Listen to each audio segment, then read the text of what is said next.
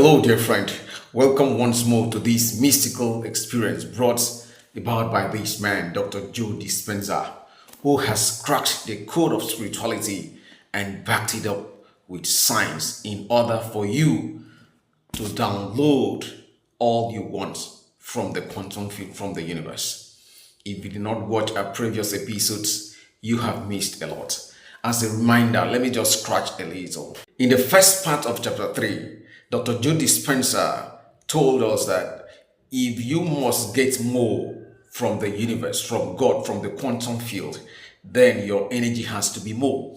And the more your energy, the faster, the quicker you will manifest that which you want. Because everything in the known universe is made of or emits either light and information or energy and frequency. So he recommends, like I said in the previous episode, that what you need to download, to receive, to obtain, to manifest your desire is the combination of electric charge and magnetic charge. And briefly, let me explain again. Electric charge is a clear intention. And as the word implies, clear, what exactly is it you want? What are the features? What are the characteristics? Name them, state it down, have it clearly recorded in your mind. And the magnetic charge, of course, is your elevated emotions. The emotions of peace, of love, of gratitude, of compassion. Those are your magnetic charge. So the combination of the two will give you your desire. Never forget, emotion is simply energy in motion. An elevated emotion, like I mentioned just now, carry higher frequencies than survival emotions and emotions of stress. So always imbibe and practice elevated emotion. So for today, the concluding part or episode of chapter 3 of Becoming Supernatural, how common people do uncommon things by Dr. Joe Dispenza. The first thing we are looking at today is René Poch's discovery, a French researcher. This is what he did. Newly hatched chicks always born with the person they first see, whether it's a chicken or anything. They just feel that person, that thing is their benefactor. So they imprint on that thing. So this is what René Poch did. Instead of leaving newly hatched chicks with their mother or with someone, even as a person, newly born chicks will follow you around if you're the first person they see. So he created a special computerized robot, put it in a cage, put it somewhere, and introduced the newly born chicks to the robot.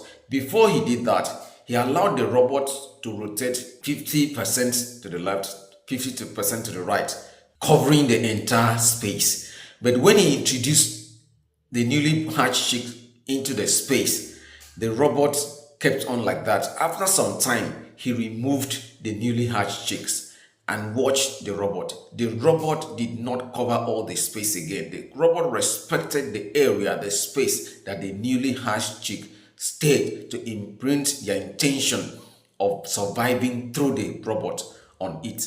It's marvelous that chicks can have a clear intention that alter the activity, the rotation of a robot. How much more your own intention? Can't you alter the universe? Can't you hack the quantum field? Can't you hack the unknown? Therefore, there is a cheat code that is dispensed to us by the author on page 75 of this book. He says, if you can master being in the meditative state with elevated emotion, clear intention, while sitting down, closing your eyes, being quiet, silent, and still, over time, you will be able to tune into similar frequency even when you are not meditating. That means you get up, you are doing things, but your frequency is still aligned with your future. You're driving, you're walking, your frequency is still aligned with the motion of your future. So what does it take? Practice. Just keep doing it until you're used to it. When you're used to it, you permanently stay there. And don't allow yourself to recoil to your former states of survival emotions, because when you do, it will harm and sabotage your effort towards creating a new reality for your life. So the next thing we have here is They encountered a conversation between Dr. Joe Dispenza and his son Jess. This is the story. Jess just finished high school, was working for a certain place, and at some point he felt delusioned. He didn't want to work there again, so he traveled and kept telling the father, I want something new. The father told him, look, get into the quantum field and create anything you want. I've taught you this, don't you know? The son did not take it seriously. So after exhausting the money he used to take a trip, he came back to the United States and called the father, maybe I'm running out of money. Maybe you should help me out. The father instinct in him wanted to say, okay, let me send you some money. But the teacher in him told the son, no, I have taught you. Have you forgotten how to create something new? Okay, let me remind you. First, get into the quantum field. Be still, be quiet, know the hours, be in the meditative state and observe the wide, blank, black space. Second, set a clear intention. What is it you want? Spell it clearly. Don't talk about how, don't think about how and when it will come. Then for every emotion of that intention, represent it with a letter so that you can always remember. Then he told him, how will you feel when that future manifests? Begin to embody that emotion now. Then Dr. Joe says something quite interesting somewhere there. He says, he told the son, if you will practice this hack seriously and religiously, the same way your body follows your mind to the washroom or to the bathroom, to the dinner table, the same way your body follows your mind everywhere you want to go, your body will also follow your mind to the unknown future you are attempting to create. Long story made short, not too long after that interaction, Jess knew, look, the father was not ready to give him money, and there was no way he would get money other than to settle down, set a clear intention, emotionalize that future he desires, and in less than a month, he walked into somewhere, a surfboard shop, because he was a surfer, and people were just discussing about needing someone who would be hired to work independently. And that's exactly what he wanted. And bam, he was hired. The same figures he expected, the same independence he desired, the same working environment he envisioned, all played out as he desired. So this chapter concludes by priming us, the readers, on how to get into the quantum field, settle there, and download or create the desires of our heart. So let's go. First, set a clear intention. Represent it with a letter and write it down. Draw two squiggly things around it to represent electromagnetic field. For every letter of your intention, assign meaning to it.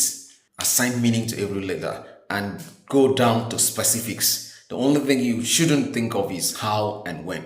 Then write down how you will feel when your future manifests. What are the emotions you will feel? Gratitude, joy, fulfillment, happiness, excitement, abundant. Write it down. This emotional part is the most important. Why? Because it is you teaching your body emotionally how it will feel when the future arrives. So you are priming your body. You're making it habitual for your body to enjoy the future already. Then the next thing is to settle down and do the meditation proper. If you want further guide, you can visit drjoedispenza.org. He will give you a guide or search online. Then after that, bless your body, your past, your future, your mind, God or infinite intelligence or the universe. Bless the divine in you. Then give thanks before you get up. When you are getting up, get up with the knowledge, the consciousness, the belief that your future is a settled reality. No matter what happens afterwards, no matter the distraction, no matter the feeling, no matter the economy, no matter those habitual quarters you've been habituated to based on your past, make sure you don't feel those negative emotions again. Never forget, the mastery of this art helps you to neurologically train your body to alter the biology from having a past present reality to a future present reality. So you're literally wiring your future biologically. This is something you don't want to miss. This book, without mincing words, is loaded. If you have not watched all our past episodes, each of them contains very invaluable information and lessons. Please go and watch them. And we are looking forward to chapter 4. It's going to be phenomenal, I promise. Keep a date with us daily. Keep popping.